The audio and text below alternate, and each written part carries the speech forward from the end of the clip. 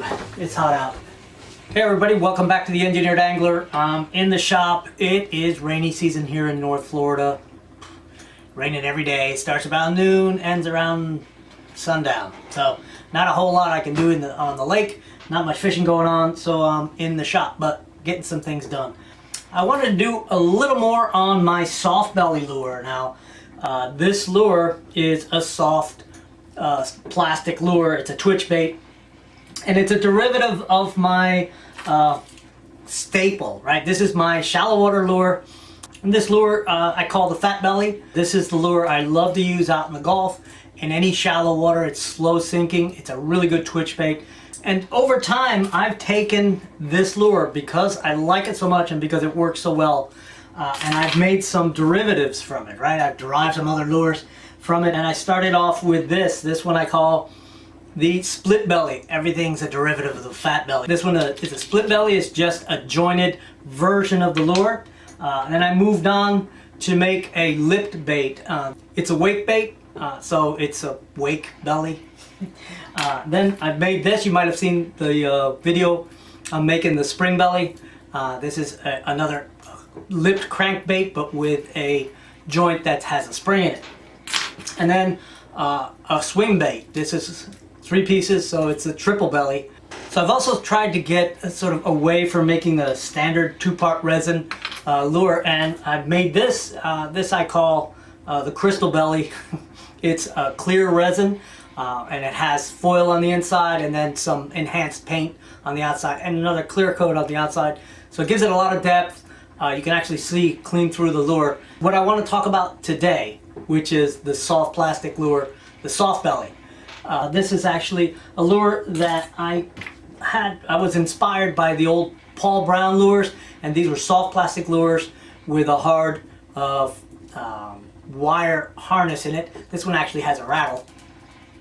And I think Mirror Lure bought these guys out and they started making them again. Very simple lure, just sort of a torpedo shaped lure. Very simple eyes on it. It worked. It's slow sinking. It's a good twitching lure, but I like mine better. Now, this lure, as unattractive as it actually is, I don't think it's a very pretty lure, but this lure has proven to be a real fish catcher. And I've caught almost every species you can think of on this thing. Everything from flounder to mudfish, all the way to giant catfish. In fact, check out this video. Okay, check this out. Yes. Fishing with one of my soft belly lures. Look at this catfish. What a beast. Oh my goodness. On this lure, my soft belly. What a weird fish to catch on a twitch bait. And last year I was actually able to complete my bag limit for a tournament I was fishing in and caught my last 2 trout on one cast with this lure. Doubled up on a lure. And here's a quick clip.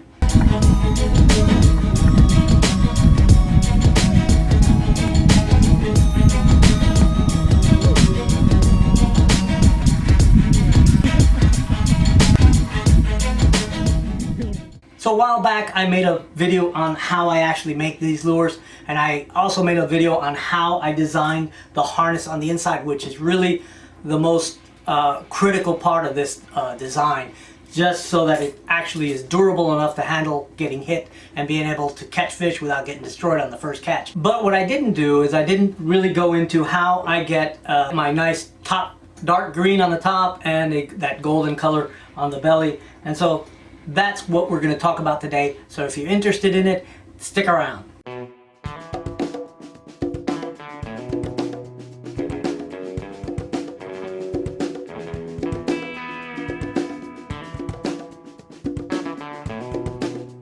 So one of the nice things about this process is that you can use the mold you made to make your hard baits for making these soft baits. And your silicone mold is probably your single most expensive item in making your lures. And the way I actually make sure that I get 2 colors is I use a plug. This is just a top plug. It allows me to pour the bottom of the lure and then pull this out and pour the top of the lure. Now you probably guessed how I made it. I simply poured a lure and then I cut the top off it. Now that's all real simple and self-explanatory. Anyone can figure that out. The one little tip I would give you when you decide where you want to make that cut, be sure you take into consideration two things.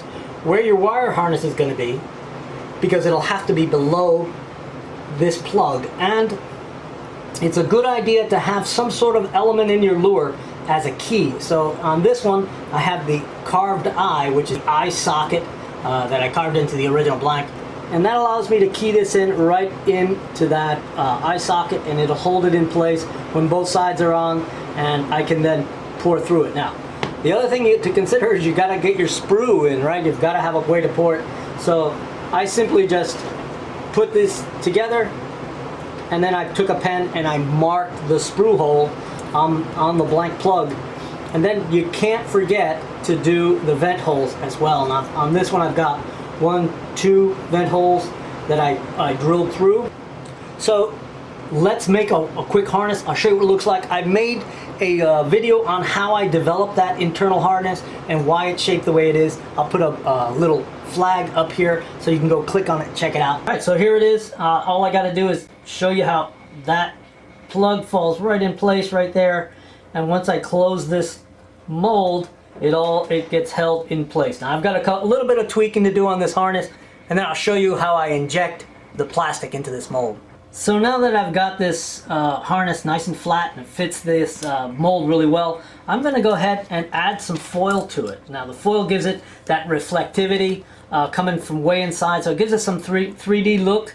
This foil isn't just aesthetic either, it actually adds a little bit to the structure. It stiffens this truss just a little bit. It keeps it from buckling in the long part, and makes it a little more rigid than you would expect. So that's what the foil little triangle looks like. I'm gonna go ahead and add that little dot in the back like I did before. And I'm just using a permanent marker, something relatively round. Okay, now I'm ready to position all this stuff. I'm gonna go ahead and get it where I need it to be, and we'll just go ahead and drop the other half on. I'm gonna go ahead and put it in my mold holder, and then I'll show you how I make sure that that plug is in the right place. So all I do now is I take this little wire with a hook in it, and I reach down in there and I just pull up on that plug so I know it's up against the top, and I can see that it's centered on that sprue. Right, so we're gonna go with this sort of I don't know what color that is. That's sort of a flesh color, kind of a rosy brown, and this deep green for the top. And we'll be using this basting syringe as our injector. Definitely can handle the heat. It's got silicone seals in it, and it's easy to clean. Okay, now this thing is ready to rock. I'm gonna avoid the fumes on this thing, and I'll draw on up enough. Doesn't take much. I like to try to get the air out of it, just like an injection. And there you go. I'm going to go ahead and overfill it. And that's fine. Okay, now we can let this cool. We'll set it aside. And cleaning this injector is a piece of cake. Alright, the green is ready. Now I just need to get my mold ready. Alright, let's see what this looks like. Alright, there it is. There's the basic body. And we'll have to cut this stuff off. So there you go. I'm just going to take off the waste. And all this gets recycled back into the original batch. You can slowly pull the plug off. And now it's just a matter of trimming this stuff off with some scissors, and we're back at it. You don't have to get too fussy. We'll put it right back in the mold. And now we're ready to pour the second part. Alright, there we go. It's nice and liquidy. Very hot, lots of fumes. Let's go ahead and get what we need out of this thing. It takes very little for that top part.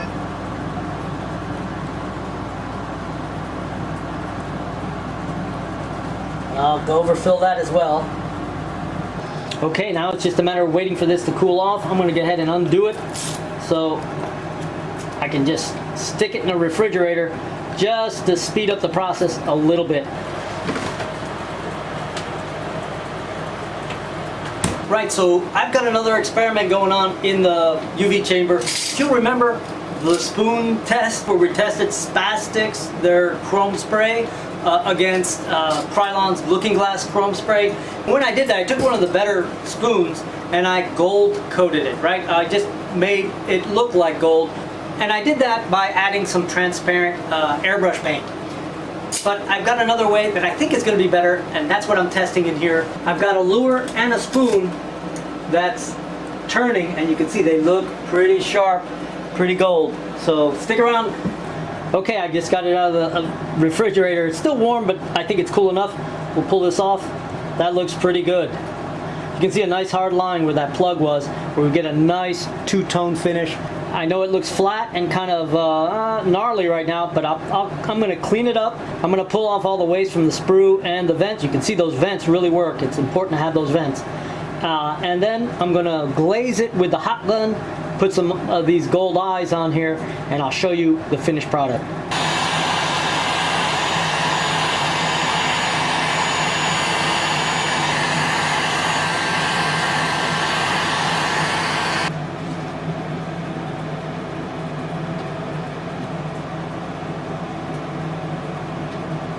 Alright, here it is with the eyes in it.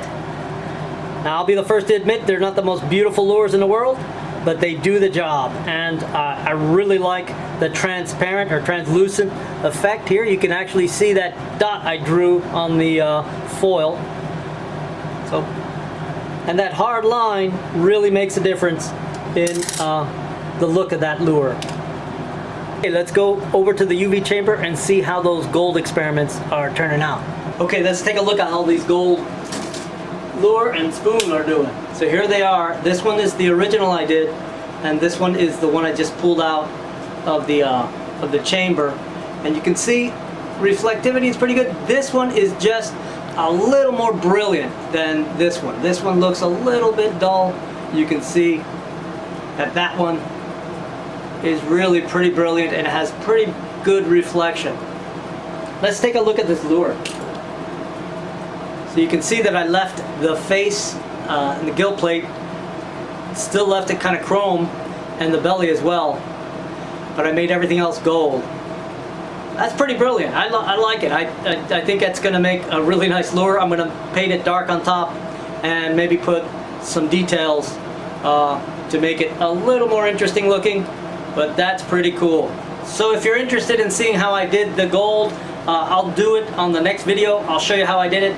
And I'll give you a couple more tips on how to use UV clear to actually enhance the finish on your chrome lures. So thanks for watching, and I'll see you on the next video.